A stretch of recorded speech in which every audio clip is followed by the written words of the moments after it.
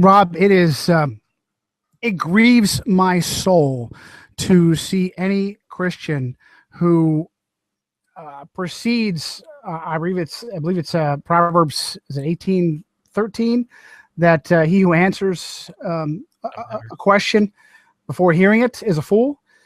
That how much the scriptures are proven by changing our paradigm to include a specially made flat earth biodome that was made specifically for us.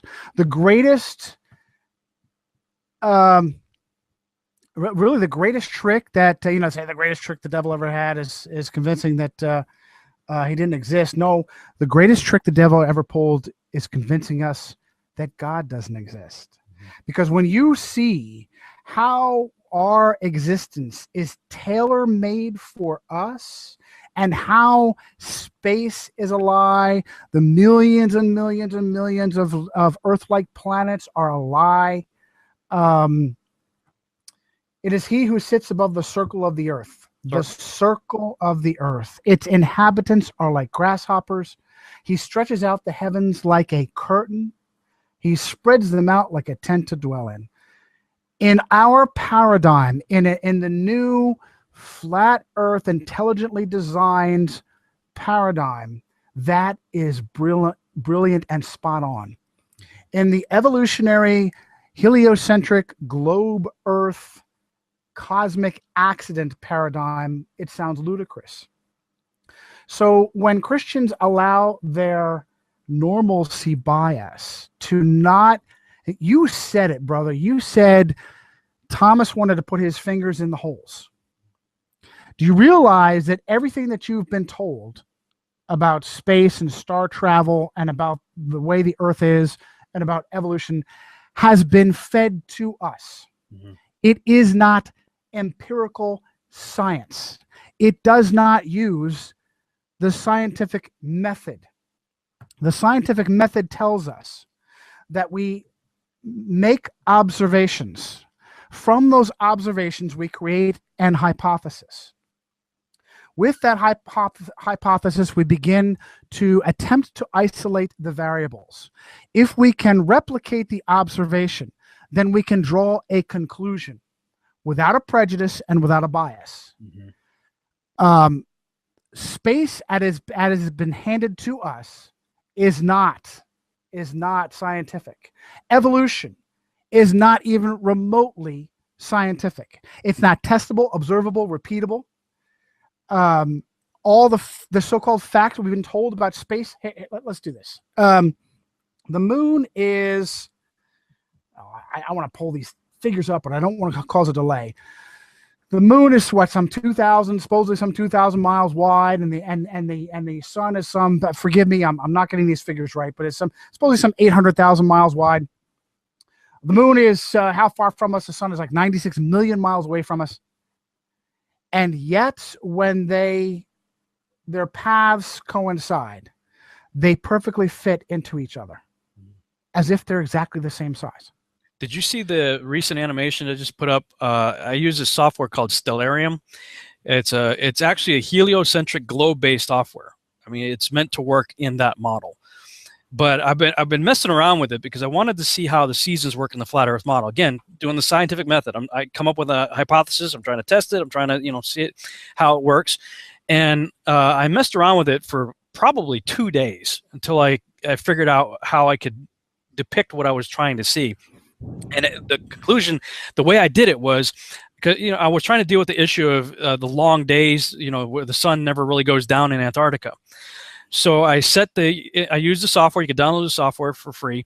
Set the location parameter to the 0 meridian and 90 degrees south, or whatever it is, basically the South Pole in the software. And the stereographic, I think, was the mode you can choose for viewing. And with the way the software works, you can look north, south, east, west, or you can change it in various ways so you can actually see north and east at the same time, or even zoom out a little bit, see, and I figured out how to zoom out and then basically flip the whole thing up like as if you could see north, south, east, west, every direction basically over you. And I'm like, okay, that's cool. And then I hit the play button, which would animate I set the clock to January 1, 2015, and just set the play button to start everything moving, to start the sun and moon moving.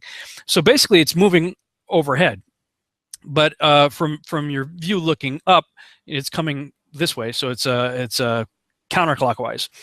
So, and I got the whole year played out in like an hour. And I brought in the software, and I wanted to depict it superimposed over the flat Earth map. So I put the flat Earth map, and since it was moving counterclockwise, looking up, I just flipped it so that it's like you're looking down.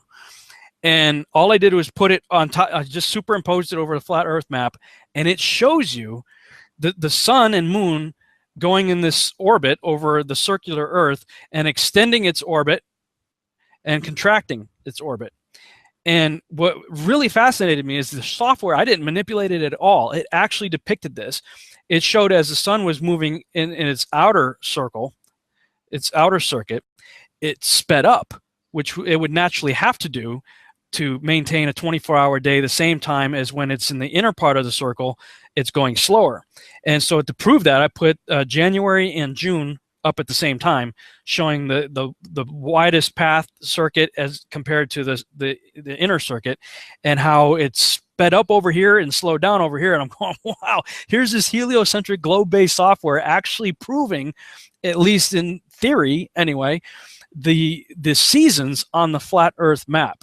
And of course, you're talking about the sizes of this and the distances of the sun and moon, and the flat Earth map is completely different. But the biblical model says that it's the sun and moon that are moving, not the Earth. It's like 67 scripture or something like that describing the sun, moon, and stars moving, 0 showing the Earth moving. So here, at least in my mind anyway, is some fairly convincing evidence, oddly enough, taken from heliocentric globe-based software. And Scripture also says the moon is its own light. Its own light. Now, let me ask you, can you reflect light off of a ball and have it come down to you on the Earth the way the moon's light does? Yeah, well, no. A ball refracts light. It's going to disperse it. But not only that, it's not bringing back the same light. It's a totally different. Bingo, absolutely. There's some great sources on this. Samuel Robotham, that septic versus antiseptic light, that the moon's light, if you measure it, actually is cool, and the sun's light is warm. Yeah. The moon turns out it's 2,000 miles. I saw your videos, by the way. As soon as we hang up, I'll watch them. Your video on what's his name, Tyson, and bringing out the Jesuit is awesome. I love the caption bubbles that you have. They can really, really well done. I highly recommend. I have posted it several times, as a matter of fact. Thank you. The moon is supposedly 2,000 miles wide, and supposedly 238,000 miles from the Earth. The sun is supposedly 1 million kilometers wide and 96 million miles from the Earth. And yet they're both appear to be the exactly same size. Well, that's just an optical illusion. It just turns out that the sun is 400 times further from the Earth and also 400 times bigger than the moon. What a coincidence. Now, you believe that, I have a bridge to sell you. At the bare minimum, the random chance possibility of that occurring is mathematically and statistically impossible. So at the bare minimum, that idea of the percentage of the sun and moon happen to be coinciding at different distances is proof of intelligent design. But at 96 million miles, Rob, are we supposed to believe that a slight tilt of 23 1/3 degrees is what produces the dramatic differences in seasons? Actually, it's 23.4. When I looked this up on several official websites, and what really tripped me out on that is if you do 23.4 off of a center degree, 90 degree, 90 subtract 23.4, it just so happened to be 66.6 degrees off. I'm like, are you kidding me? I mean, to me, I'm like, if that's not evidence of a beast system. Yeah, exactly. And that's exactly what it is. And that's why I agree with you that uncovering this system, uncovering our paradigm, uncovering our matrix is critically important. I don't agree with someone who says, "Oh, that's too controversial. Why are you going there, Rob? You're going to make people, you're going to push people away." No, it is essential to pulling people out of the matrix. How much would people rise up and throw their chains off if they realized that they were living in a biodome, an ecodome that was specifically made by God for them, and that God was right there, like they've always been told, intimately involved in everything that was going on here, that they weren't. Oh my goodness! That what is the one of the two psychotic children at Columbine? Dylan had a shirt on that said "natural selection." Mm-hmm. So, based on the depth of this Luciferian matrix, you have, at the bare minimum, mass shootings, and honestly, most of these mass shootings are fabricated, and particularly Sandy Hook. Not a single child died of Sandy Hook, but Columbine, those kids really did die. And you have this paradigm. We have the robber barons on basing what they've done on evolution, on social evolution, that might makes right. And here we have the Jesuits at the heart of this black evil system. Georges Lemaitre, personal friend of Albert Einstein, created the stupidity of the Big Bang. The idea that the first there was nothing and then it exploded. Then we have Pierre Teilhard de Chardin, who was the father of the New Age movement and a Jesuit priest. Teilhard de Chardin personally was involved with both the Peking and Piltdown Man hoaxes to create the so-called missing link to help further evolution. That's how vested the Jesuits are in evolution. They are Satanists. They are practitioners of Luciferian black magic. And they rule the world, and they created this paradigm. Nicholas Copernicus was a Vatican mathematician who took, Ptolemy's original, who's considered one of the first Freemasons, ideas on spinning globes. Just ask our audience just one question. At what magical point does a ball achieve so much mass that it attains this nebulous thing we call gravity? Because certainly we don't observe that in any natural phenomenon. At no point on the earth can we create a ball big enough to have gravity where it actually pulls down water and materials. It actually pulls down a gnat or mosquito that cannot fly in, 5 miles an hour, 10 miles an hour of wind, and yet the Earth is supposedly spinning at 1,000 miles per hour at the equator. An aircraft, a civilian airliner, can only fly about 500 miles per hour, and yet can still reach its destination in either direction. What's going on here? The Earth is supposedly spinning at 1,000 miles per hour at the equator. We're supposedly traveling at 67,000 miles per hour within the solar system. 500,000 miles an hour in the Milky Way, and the Milky Way is moving at 670 million miles per hour. And yet not the slightest bit of parallax is observable in the stars. The stars are always where they need to be. The movement is completely predictable of the stars, and the polar star, the North Star, never moves. Where's all this movement going? We're told that, by the way, yeah, it really is moving like that. It's just that those stars are just so far away. It seems like they're not moving. You have to trust us. Mm-hmm. Trust all the Freemasons at NASA. Trust all the Freemasons that went to the moon. Trust that when a Freemason steps out of bounds, like poor Gus Grissom, we'll burn him alive. Is it 1813 that he who answers a question before hearing it is a fool?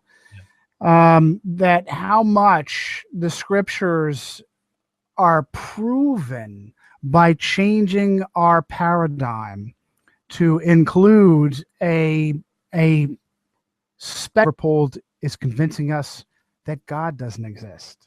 Because when you see how our existence is tailor-made for us, and how space is a lie, the millions and millions and millions of Earth-like planets are a lie, It is he who sits above the circle of the earth, the Circle. circle of the earth. Its inhabitants are like grasshoppers. He stretches out the heavens like a curtain. He spreads them out like a tent to dwell in. In our paradigm, in the new flat earth, intelligently designed paradigm that initially made flat earth biodome, that was made specifically for us. The greatest, really the greatest trick that, say the greatest trick the devil ever had is convincing that he didn't exist. No, the greatest trick the devil ever.